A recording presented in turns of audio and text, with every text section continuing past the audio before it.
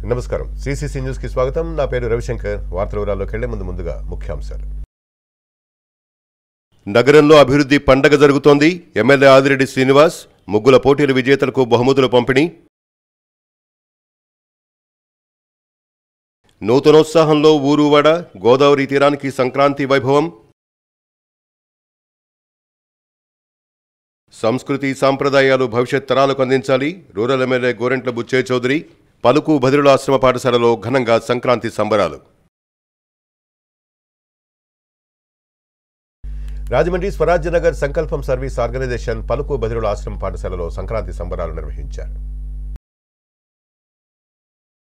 స్థానిక స్వరాజ్యనగర్ సంకల్పం services organisation ఆధ్వర్యంలో నిర్వహిస్తున్న పలుకు బదిరుల ఆశ్రమ పాఠశాలలో సంక్రాంతి సంబరాలు ఘనంగా నిర్వహించారు కార్యక్రమానికి ముఖ్య అతిథిగా రాజమహేంద్రవరం రూరల్ శాసనసభ్యులు గోరెంట్ల బుచ్చయ్య చౌదరి హాజరయ్యారు ఆయన మాట్లాడుతూ ప్రస్తుతం ఉన్న రోజుల్లో సంస్కృతి సాంప్రదాయాలు మరుగున పడుతున్నాయని అన్నారు అటువంటిది పలుకు బదిరుల ఆశ్రమం పాఠశాలలో పిల్లల మధ్య ఇంత ఘనంగా పిల్లలందరికీ సంస్కృతుల పట్ల సాంప్రదాయాల పట్ల అవగాహన కలిగించేలా విద్యతో పాటు సంస్కృతి సాంప్రదాయాల పట్ల మంచి అలవాట్లను నేర్పుతూ వారి మంచి చెడ్డలు చూస్తూ ఉన్న సంస్థ నిర్వాహకులకు అభినందనలు తెలిపారు సంస్థకు అవసరమైన ఏ విధమైన సహకారం కావాలన్నా తాను ముందుంటానంటూ హామీ ఇచ్చారు అదేవిధంగా సంస్థలో చదువుతున్న విద్యార్థుల కోసం అవసరమైన హాస్టల్ రూమ్ ఏర్పాటు చేసిన జవహర్ వాకర్స్ క్లబ్ వారికి అభినందనలు తెలిపారు కార్యక్రమానికి విశిష్ట అతిథిగా రాజమండ్రి రూరల్ పార్లమెంట్ ఉపాధ్యక్షులు మారిన వాసుదేవరావు హాజరయ్యారు ఈ సందర్భంగా ఆయన మాట్లాడుతూ ఎమ్మెల్యే బుచ్చయ్య చౌదరి ముందు చూపుతో వారికి భవనాన్ని ఏర్పాటు చేసి వారి పురోభివృద్ధికి తోడ్పడ్డారని గుర్తు చేశారు కార్యక్రమంలో మట్టా శ్రీనివాస్ హాళ ఆనందరావు రొంపిచెర్ల ఆంటోనీ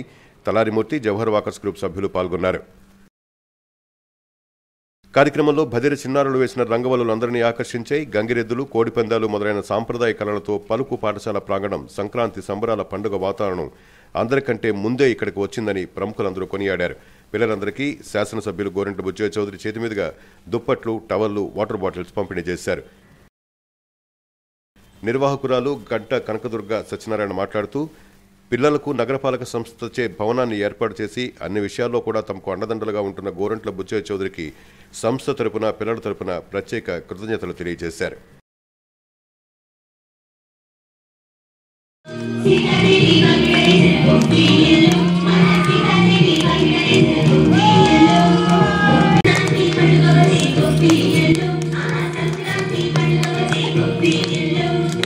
సంపాదించింది కట్టుకుపోం ఉన్న దాంట్లో సమాజానికి ఎంత ఖర్చు పెడుతున్నాం ఎంత సహాయం చేస్తున్నాం అంటే ప్రధానం ఈ సంక్రాంతి ఒక ఛాలెంజింగ్గా తీస్తున్నాం ప్రతి సంవత్సరం మన జీవితంలో సంపాదించిన ఎంతో కొంత స్వచ్ఛంద సంస్థలకు ఖర్చు పెట్టి పేదలకు సహాయం అందేలాగా చేద్దామని విజ్ఞప్తి చేస్తూ ఈ సంక్రాంతి నుంచి రాష్ట్రం అద్వితీయంగా ప్రగతి పొందాలి ముందుకు సాగాలి పేదరిక నిర్మూలన జరగాలి పంటలు సస్యశ్యామలంగా పండాలి ధరలు తగ్గాలి అలాగే పేద ప్రజలకి సహాయ సహకారాలతో పాటు సంక్షేమంతో అభివృద్ధి కూడా జరగాలి నిరుద్యోగం తొలగిపోవాలని కోరుకుంటున్నాం రాష్ట్ర ప్రభుత్వం నుంచి కూడా ఈ సంస్థకి మనం చేయూతనివ్వాలని చెప్పి అసెంబ్లీలో కూడా గర్జించి మా పిల్లల గురించి ఏదో చేయాలని చెప్పి అడిగినందుకు వారికి మా సంస్థ తరపున మా పిల్లల తరపున హృదయపూర్వక కృతజ్ఞతలు తెలియజేసుకుంటూ వారికి రాష్ట్ర ప్రజల అందరికీ కూడా ఈ సంక్రాంతి శుభాకాంక్షలు మా సంస్థ తరపున మా ప్రజల మా పిల్లల తరపున చెప్తూ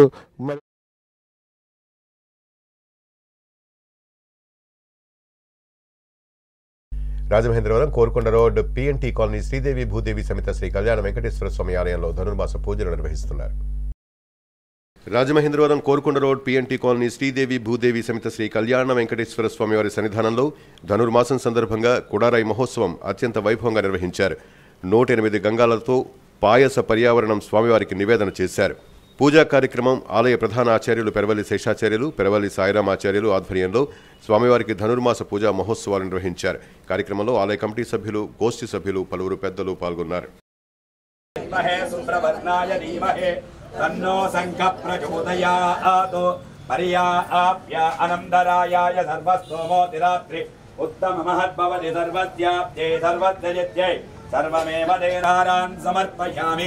వీరేంద్ర కుమార్ గారు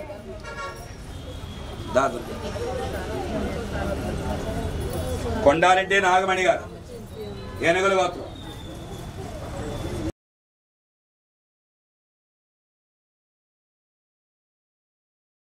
రాజమండ్రి పుష్కరాల రేవులో నగర ఎమ్మెల్యే ఆదిరెడ్డి శ్రీనివాస్ సంక్రాంతి సంబరాలను అత్యంత ఘనంగా నిర్వహించారు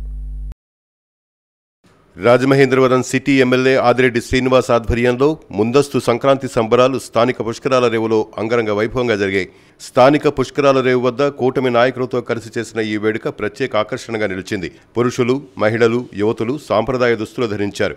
ఈ సంక్రాంతి వేడుకల్లో గత 15 రోజులుగా నగరంలోని 42 డివిజన్లలో నిర్వహించిన ముగ్గుల పోటీల్లోని విజేతలకు మొదటి 3 బహుమతులుగా మొదటిదిగా సోఫా, రెండవదిగా బీరువా, మూడవదిగా డ్రెస్సింగ్ టేబుల్ను ఎమ్మెల్యే ఆదిరెడ్డి శ్రీనివాస్, మాజీ ఎమ్మెల్సీ ఆదిరెడ్డి అప్పారావు, నగర తొలి మహిళా మేయర్ ఆదిరెడ్డి వీరరాఘవమ్మ, టీడీపీ రాష్ట్ర ప్రధాన కార్యదర్శి గన్ని కృష్ణ, జనసేన పార్టీ Rajahmundry city incharge Atti Satyanarayana, BJP జిల్లా అధ్యక్షులు బొమ్మల దత్తు తదితర కూటమి నాయకులు అందజేశారు. అనంతరం ఎమ్మెల్యే ఆదిరెడ్డి శ్రీనివాస్ మాట్లాడుతూ పోటీలు సమర్థవంతంగా నిర్వహించిన కూటమి నాయకులకు అభినందనలు తెలిపారు. 6 నెలల్లో ఎన్నో చేశామని అన్నారు. బ్లేడ్, గంజాయి బ్యాచ్లను నియంత్రించామని, సారా నిర్మూలన దిశగా అడుగులు వేస్తున్నామని చెప్పారు. ఆదిరెడ్డి అప్పారావు, గన్ని కృష్ణ, అత్తి సత్యనారాయణ, బొమ్మల దత్తు తదితరులు మాట్లాడారు. రాజమండ్రిలో 15 రోజులుగా సంక్రాంతి సంబరాలు జరుగుతున్నాయని అన్నారు. కాగా పుష్కరాల రేవులో జరిగిన సంక్రాంతి సంబరాల్లో ముందుగా ఎమ్మెల్యే ఆదిరెడ్డి శ్రీనివాస్ కూటమి నాయకులతో కలిసి భోగి మంటను వేశారు. పల్లెటూరును తలపించే విధంగా వేసిన సెట్టింగ్, హరిదాసులు, గంగిరెద్దులు, కోలాటాలు ప్రత్యేక ఆకర్షణగా నిలిచాయి. కార్యక్రమంలో కూటమి నాయకులు, అధిక సంఖ్యలో మహిళలు తదితరులు పాల్గొన్నారు.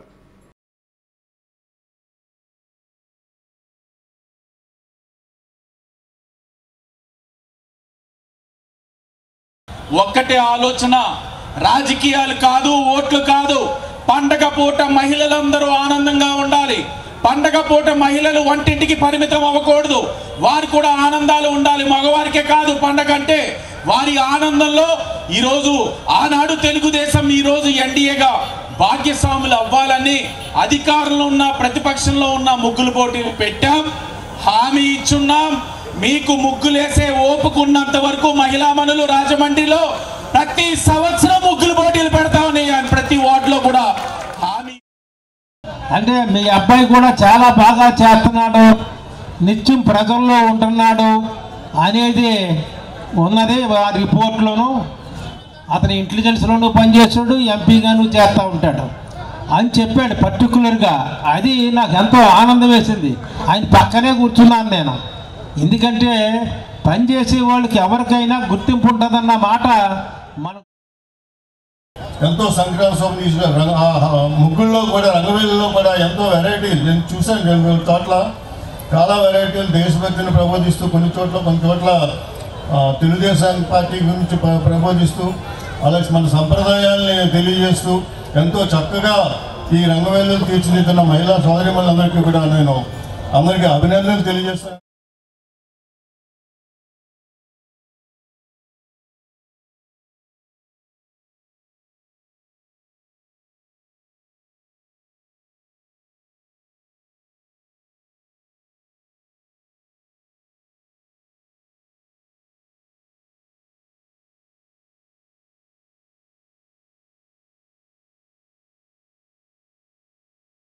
రాజమండ్రి ఆర్టీసీ కాలనీలో సంక్రాంతి సంబరాలు ఘనంగా నిర్వహించారు. సంక్రాంతి సందర్భంగా రాజమండ్రి ఆర్టీసీ కాలనీలో ఎస్కేఎస్ ట్రాన్స్పోర్ట్ అధినేత, తెలుగుదేశం పార్టీ 10వ వార్డు సెక్రటరీ, తెలుగుదేశం పార్టీ నాయకులు మహమ్మద్ ఖాన్ భాయ్ ఆధ్వర్యంలో మహిళలతో ఆర్టీసీ కాలనీ ఫ్రెండ్ సర్కిల్ ముగ్గుల పోటీలు ఘనంగా నిర్వహించారు. కార్యక్రమానికి ముఖ్య అతిథిగా తెలుగుదేశం పార్టీ యువ నాయకులు వాసిరెడ్డి బాబీ, 10వ వార్డు ఇన్ఛార్జ్ చొప్పెల వీరభద్రరావు హాజరయ్యారు. Lions Club women's cell regional coordinator Nerella Jayasri, municipal sanitation inspector Mohammed Rasheeda న్యాయ నిర్ణేతలుగా వ్యవహరించారు. గెలుపొందిన 5గురికి ప్రథమ బహుమతులు మరియు పోటీలో పాల్గొన్న ప్రతి ఒక్కరికి పార్టిసిపేషన్ బహుమతులను అందించారు. కార్యక్రమంలో RTC colony president Kari Satyanarayana, RTC colony incharge Mohammed Khan Bhai, Kumpatla Srinivas, Chinta Mahesh, Chintam బుజ్జి, లోల ఫణీంద్ర, లక్ష్మీ శ్రీనివాస్, కొర్ల శేఖర్ నాయుడు, కొర్ల వెంకటేశ్వరరావు, వాతాడ శ్రీకాంత్ తదితరులు పాల్గొన్నారు. అలాగే ఈ యూనిటీ కలకాలం ఇలాగే ఉండాలని కాలనీ డెవలప్మెంట్లో మమ్మల్ని భాగస్వామిగా చేస్తూ ఇంత వర్కౌట్ చేస్తున్న కానికి, అలాగే ఇక్కడ యూనియన్ సెక్రటరీ గారికి, ప్రెసిడెంట్ గారికి అందరికీ కూడా ధన్యవాదాలు తెలుపుకుంటున్నాను. Thank you.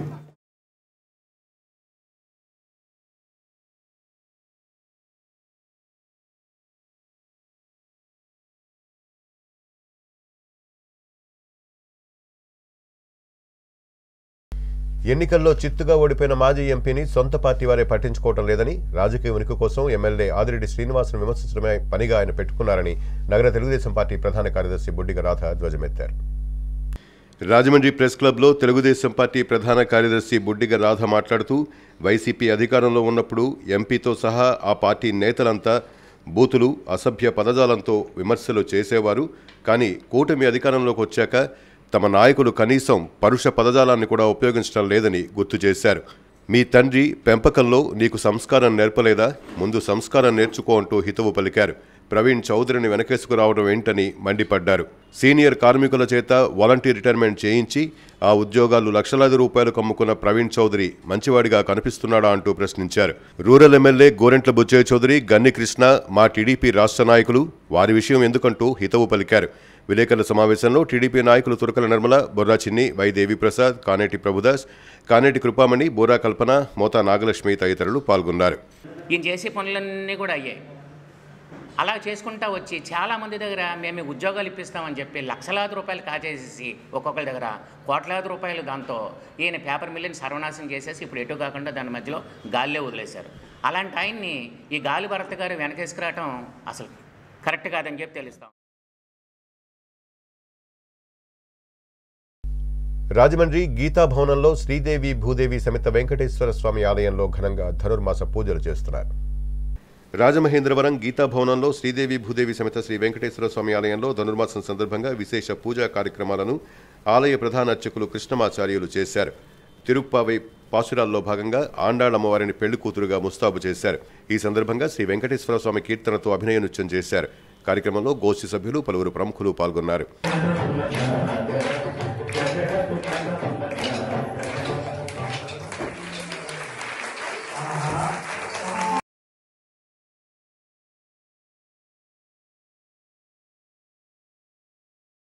Rajahmundry rural Konthamuru గ్రామంలో కొంతమూరు కాతేరు వెళ్లే రోడ్డులో చింత చెట్టు సెంటర్ శ్రీరామాలయం వద్ద ధనుర్మాస మహోత్సవాలు అత్యంత ఘనంగా నిర్వహిస్తున్నారు. రాజమహేంద్రవరం రూరల్ కొంతమూరు గ్రామంలో కొంతమూరు నుంచి కాతేరు వెళ్లే రోడ్డులో చింత చెట్టు సెంటర్ శ్రీరామాలయం వద్ద ధనుర్మాస మహోత్సవాలలో భాగంగా అమ్మఒడి సేవాతరంగణి ఆధ్వర్యంలో శ్రీరామాలయం కమిటీ నేతృత్వంలో శనివారం సాయంత్రం శ్రీహరి గరుడ సేవ అంగరంగ వైభవంగా నిర్వహించారు. కార్యక్రమంలో మహిళలు దీపాల ఊరేగింపు, కోలాటం, కేరళ వాయిద్యాలు, అన్నడు గోదాదేవి అమ్మవారిని పల్లకివి ఊరేగిస్తూ గరుడ వాహనంపై శ్రీవారిని కొంతపూరు పురవీధులలో వైభవంగా ఊరేగింపు చేశారు. కార్యక్రమంలో బీజేపీ నాయకులు సోము వీర్రాజు, సత్య గోపీనాథ్ దాస్, బొమ్మల దత్తు, డీసీసీబీ మాజీ చైర్మన్ ఆకుల వీర్రాజు, పంతం సత్యనారాయణ చారిటబుల్ ట్రస్ట్ చైర్మన్ పంతం కొండలరావు, రుడా మాజీ చైర్మన్ మేడపాటి శర్మనారెడ్డి, ప్రముఖ న్యాయవాది గంటా విజయ్ సునీల్ స్వామివారిని దర్శించుకున్నారు. రామాలయ ఉత్సవ కమిటీ సభ్యులు ఎం రామారావు, ఎం లక్ష్మణ్ కుమార్, మణికంఠ, శివరామకృష్ణ, సాయి తమ సేవలు అందించారు.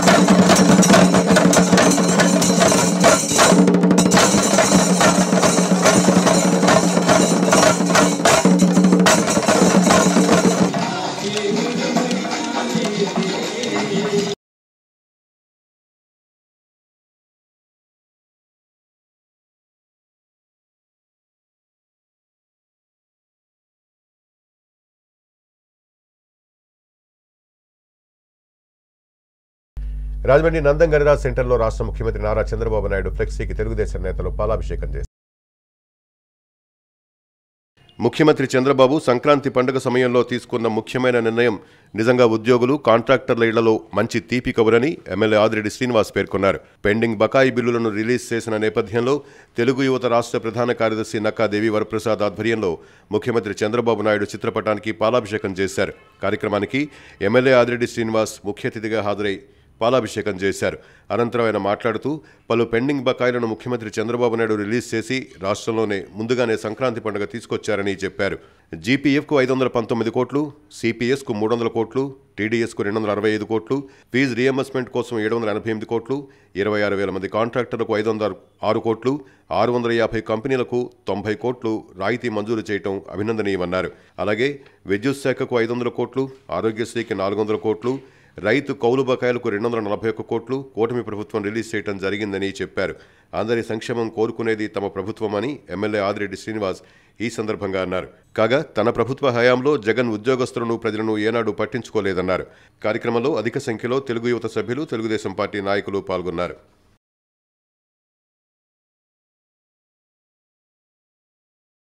గత సంవత్సరంగా వైఎస్ఆర్సీపీ అనాలోచన వల్ల వారు ఆ సంక్షేమ కార్యక్రమాన్ని అమలు చేయకుండా కొత్తగా వచ్చిన ఎన్డీఏ కూటమి పైన భారాలు పెట్టే విధంగా బిల్లులు చెల్లించకుండా అధికారం కోల్పోయారు.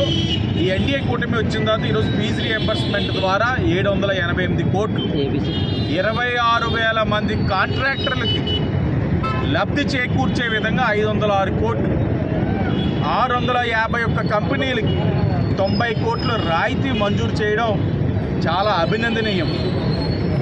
ఈరోజు విద్యుత్ శాఖకి 500 కోట్లు, ఆరోగ్యశ్రీ నెట్వర్క్ హాస్పిటల్స్కి 400 కోట్లు, రైతుల యొక్క కౌలు బకాయిలకి 261 కోట్లు.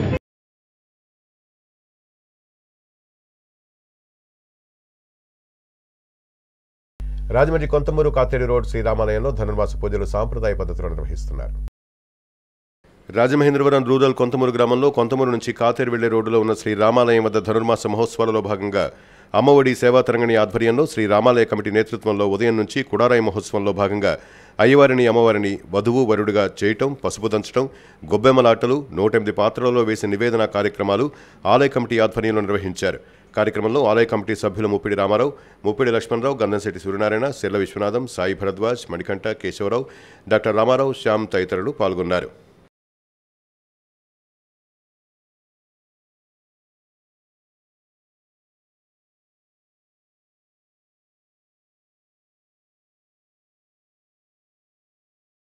రాజమండ్రి ప్రభుత్వ ఆసుపత్రిలో Durga service peoples charitable trust ఆధ్వర్యంలో రక్తదానం చేశారు.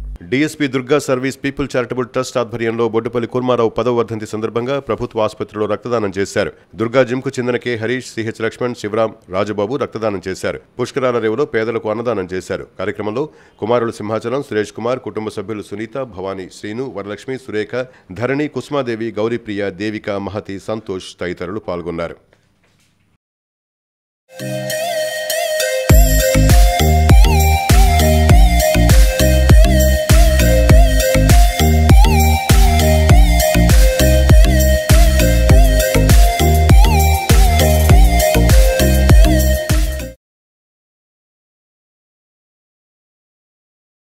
స్వామి వివేకానంద ఆ పేరు వింటేనే ఒక జాగృతి. సుప్త చేతనావస్థలో ఉన్న హిందూ సమాజాన్ని జాగృతం చేయటమే కాక హిందూ మత గొప్పతనాన్ని, ఆధ్యాత్మికత భావనను ప్రపంచవ్యాప్తంగా ఎలుగెత్తి చాటిన మహోన్నత వ్యక్తి వివేకానందుడు.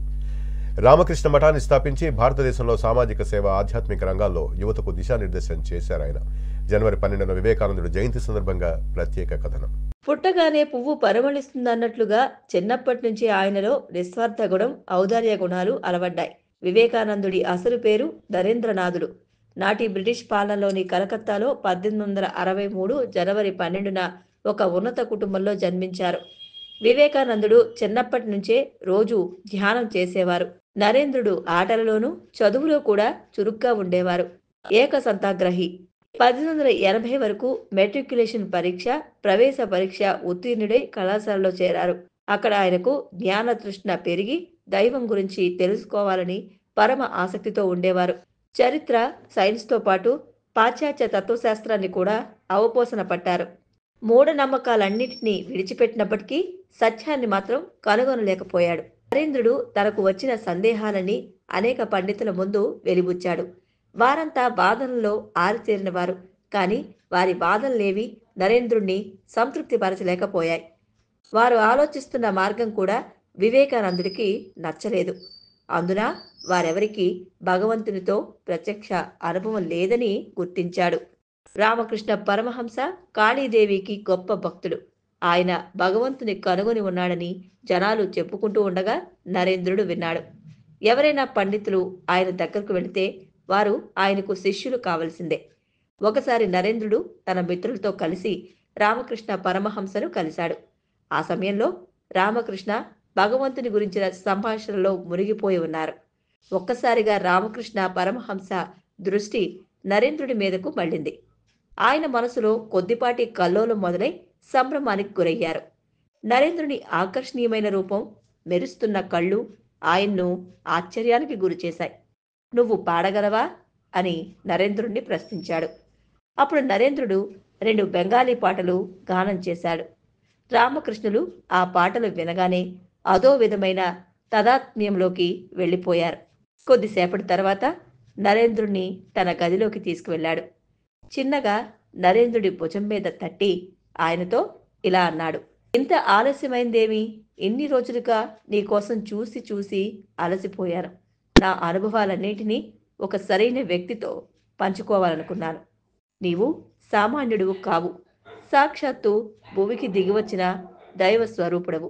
నీ గురించి నేనెంతగా తపించానో తెలుసా అంటూ కళ్ళనీళ్ళ పర్యంతమయ్యారు రామకృష్ణ పరమహంస. ఆయన ప్రవర్తన నరేంద్రుడికి వింతగా తోచింది. మీరు భగవంతుని చూశారా అని ప్రశ్నించాడు. అవును, చూశాను. నేను నిన్ను చూసిన విధంగానే ఆయనతో మాట్లాడాను కూడా.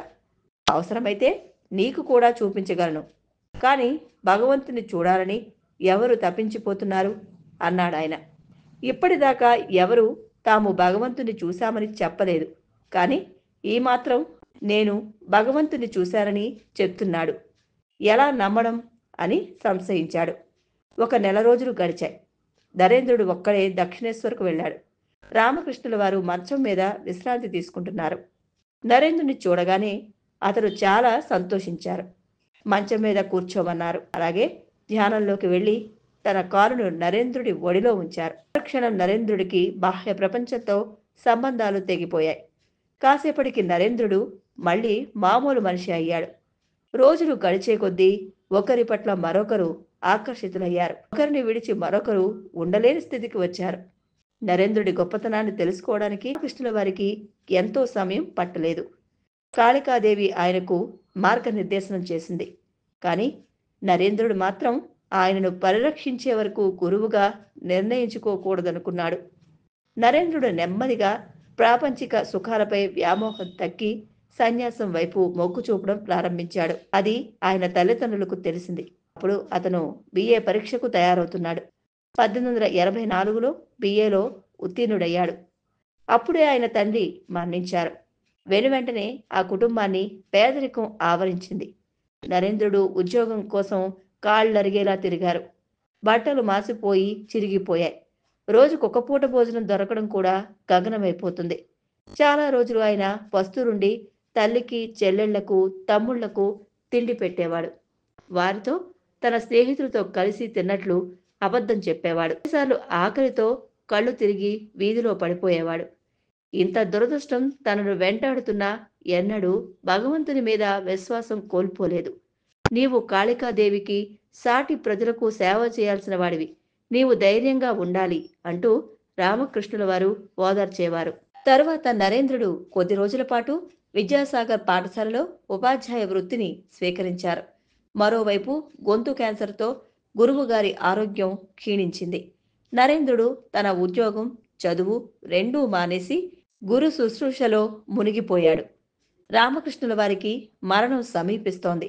చివరి రోజున నరేంద్రుడిని పిలిచి అలా మృదువుగా తాకాడు. అతను ఆధ్యాత్మిక శక్తులన్నిటినీ నరేంద్రుడికి దారపోసి ఇలా అన్నాడు. నరేన్, నీవు ఇప్పుడు సర్వశక్తిమంతుడవు. వీళ్లంతా నా బిడ్డల వంటివారు. వీరిని చూసుకోవాల్సిన బాధ్యత నీదే అన్నారు. నరేంద్రుడి హృదయం బాధతో నిండిపోయింది. గదిలోకి బయటకు వెళ్లిపోయి చిన్నపిల్లవాడిలా దుఃఖించడం మొదలుపెట్టాడు. రామకృష్ణుల వారు చనిపోయిన తర్వాత శిష్యులందరూ కలిసి గంగానది ఒడ్డున బరణగూరులో ఒక అద్దె ఇంట్లో నివాసం ప్రారంభించారు. అక్కడే రామకృష్ణ మఠం స్థాపించడం జరిగింది. అక్కడున్న యువ సన్యాసులకు 2 లక్ష్యాలు ఉండేవి: ప్రజలకు సేవ చేయడం, ముక్తిని సాధించడం. కొద్దిమంది యువకులు తమ కుటుంబాల్ని వదిలిపెట్టి సన్యాసులుగా మారారు. నరేంద్రుడు కూడా సన్యాసిగా, వివేకానందుడిగా మారి ఆ మఠానికి నాయకుడయ్యారు.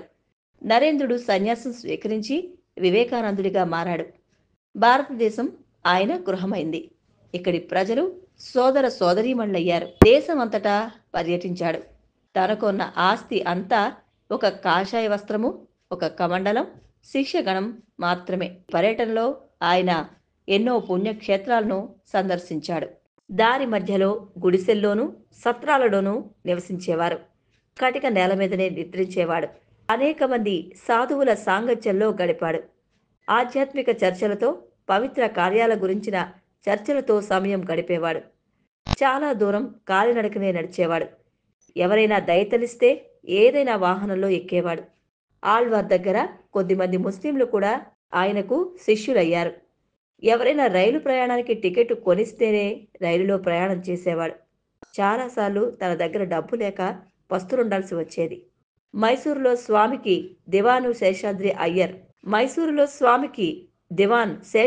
అయ్యర్ మైసూర్ మహారాజాతో పరిచయం ఏర్పడింది. పండితుల సభలో స్వామీజీ సంస్కృతంలో చేసిన ప్రసంగం మహారాజా వారిని ముగ్ధుల్ని చేసింది. భారతదేశం వివిధ మతాల, వివిధ తత్వాల సమ్మేళనం. పాశ్చాత్యుల విజ్ఞాన శాస్త్రంలో మంచి పురోగతి సాధించారు. ఈ రెండూ కలిస్తే మానవజాతి మంచి పురోగతిని సాధించగలదు. కాబట్టి నేను అమెరికా వెళ్ళి అక్కడ వేదాంతాన్ని వ్యాప్తి చేయాలనుకుంటున్నాను అని స్వామీజీ మైసూర్ మహారాజాతో అన్నారు. అయితే ఆ ఖర్చులన్నీ నేనే భరిస్తాను అన్నాడు మహారాజా.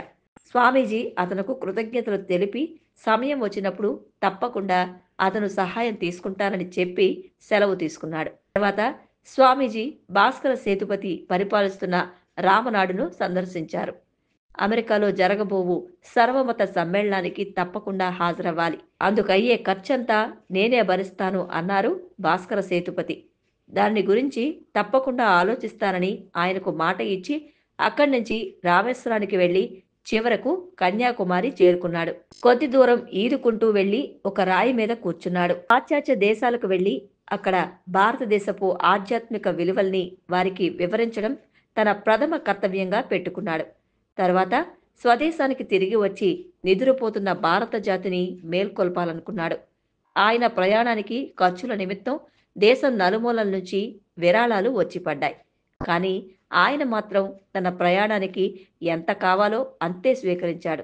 మిగిలిన ధనాన్ని దాతలకు తిరిగి ఇచ్చివేశాడు. అతను ఎక్కిన నౌక బొంబాయి తీరం నుంచి 1893 మే 31వ తేదీన బయలుదేరింది. జూలై నెలలో స్వామీజీ చికాగో నగరానికి చేరుకున్నాడు. 1893 సెప్టెంబర్ 11న సర్వమత సమ్మేళనం ప్రారంభమైంది. దేశ విదేశాల నుంచి వచ్చిన వేలాది మంది ప్రతినిధులు అక్కడ చేరారు. వివేకానంద వారందరిలోకెల్లా చిన్నవాడు. ఉపన్యసించడానికి ముందు గురువైన రామకృష్ణుల వారిని, సరస్వతీదేవిని మనస్ఫూర్తిగా ప్రార్థించాడు. అమెరికా దేశపు ప్రియ సహోదరులారా అని స్వామీజీ అనగానే సభ 3 నిమిషాల పాటు చప్పట్లతో దద్దరిల్లింది. శబ్దం ఆగిన తర్వాత తన ప్రసంగాన్ని ఆరంభించి సభికులను మంత్రముగ్ధులు చేశారు స్వామి వివేకానంద. ప్రజలను జాగృతం చేసే ఎన్నో స్ఫూర్తిదాయక ప్రవచనాలు చేశారు. అనతి కాలంలోనే స్వామీజీకి ప్రపంచ ప్రఖ్యాతి లభించింది. స్వామీజీ కృషి వల్ల ఒక్క అమెరికాలోనే కాకుండా అభివృద్ధి చెందిన దేశాలన్నింటిలోనూ భారతదేశం పట్ల గౌరవం ఏర్పడింది. 4 సంవత్సరాల పాటు విదేశీ పర్యటన తర్వాత స్వామీజీ తిరిగి భారతదేశానికి విచ్చేశారు. తిరిగి వచ్చేసరికి ఆయన కీర్తి దశ దిశలా వ్యాపించిపోయింది. జనవరి 15, 1897న కొలంబోలో దిగగానే ఆయనకు చక్రవర్తికి లభించినంత ఘనస్వాగతం లభించింది. మద్రాసులో ఆయనను అభిమానులు రథం మీద లాగుతూ ఊరేగించారు. ఆధ్యాత్మిక సామాజిక సేవా స్ఫూర్తితో, లక్ష్యంతో 1897లో రామకృష్ణ మఠాన్ని స్థాపించాడు. తర్వాత 2 సంవత్సరాలలో గంగానది ఒడ్డున గల బేలూరు వద్ద స్థలాన్ని కొనుగోలు చేసి మఠం కోసం భవనాల్ని నిర్మించాడు. ఈ మఠం తర్వాత శాఖోపశాఖలుగా విస్తరించింది. రామకృష్ణుడు నేర్పిన ముఖ్యమైన పాఠాలలో జీవుడే దేవుడు అనేది వివేకానందుడి మంత్రంగా మారింది. దరిద్ర నారాయణ సేవ అనే పదాన్ని ప్రతిపాదించాడు. వ్యక్తి మోక్షమునకు, ప్రపంచ హితమునకు నినాదంతో రామకృష్ణ మిషన్ను స్థాపించారు. విశ్రాంతంగా పనిచేయడం వల్ల స్వామి ఆరోగ్యం దెబ్బతిన్నది. శిష్యుల అభ్యర్థన మేరకు మరోసారి అమెరికా వెళ్లారు. ప్యారిస్లోని సర్వమత సమావేశాలలో పాల్గొని తిరిగి స్వదేశానికి వచ్చాడు. రాను రాను అంతర్ముఖుడయ్యాడు. శరీరమైతే బలహీనంగా తయారైంది. కానీ ఆయన ఆత్మ, మనసు మాత్రం చాలా చురుగ్గా వ్యవహరించేవి. జూలై 4, 1902న యథావిధిగా రోజువారీ కార్యక్రమాలు నిర్వర్తించుకున్నారు. బేలూరు మఠంలో 3 గంటల పాటు ధ్యానం చేశారు. రాత్రి 9 గంటల సమయంలో అతను అలసిపోయినట్లుగా కనిపించాడు. చేతులలో సన్నగా వణుకు ప్రారంభమైంది. చిన్నగా అరిచి లేచి కూర్చున్నాడు. దీర్ఘంగా శ్వాస పీల్చి నెమ్మదిగా శాశ్వత నిద్రలోకి జారుకున్నాడు. మెదడులో రక్తనాళం చిట్లడం ఆయన మరణానికి కారణంగా తేల్చారు. వివేకానంద తన మరణం గురించి ముందుగా చెప్పినట్లే 40 ఏళ్ల కంటే ఎక్కువ జీవించలేదు. ఆయన భౌతిక కాయాన్ని బేలూరులో గంగానది ఒడ్డున 16 సంవత్సరాల క్రితం రామకృష్ణ పరమహంస అంత్యక్రియలు జరిగిన స్థలం ఎదురుగానే గంధపు చెక్కల చితిపై దహనం చేశారు. ఆధ్యాత్మిక, సామాజిక సేవా రంగాల్లో భారతదేశానికి దిక్సూచిగా నిలిచిన ఒక యుగ పురుషుడు అంతర్ధానమయ్యారు. సిసిసి న్యూస్ ముగించే ముందు ముఖ్యాంశాలు మరోసారి. నగరంలో అభివృద్ధి పండగ జరుగుతోంది. ఎమ్మెల్యే ఆదిరెడ్డి శ్రీనివాస్. ముగ్గుల పోటీల విజేతలకు బహుమతుల పంపిణీ. నూతనోత్సాహంలో ఊరువాడ. గోదావరి తీరానికి సంక్రాంతి వైభవం. సంస్కృతి సాంప్రదాయాలు భవిష్యత్ తరాలకు అందించాలి. Rural MLA Gorantla Butchaiah Chowdary. పలుకు బదిరుల ఆశ్రమ పాఠశాలలో ఘనంగా సంక్రాంతి సంబరాలు.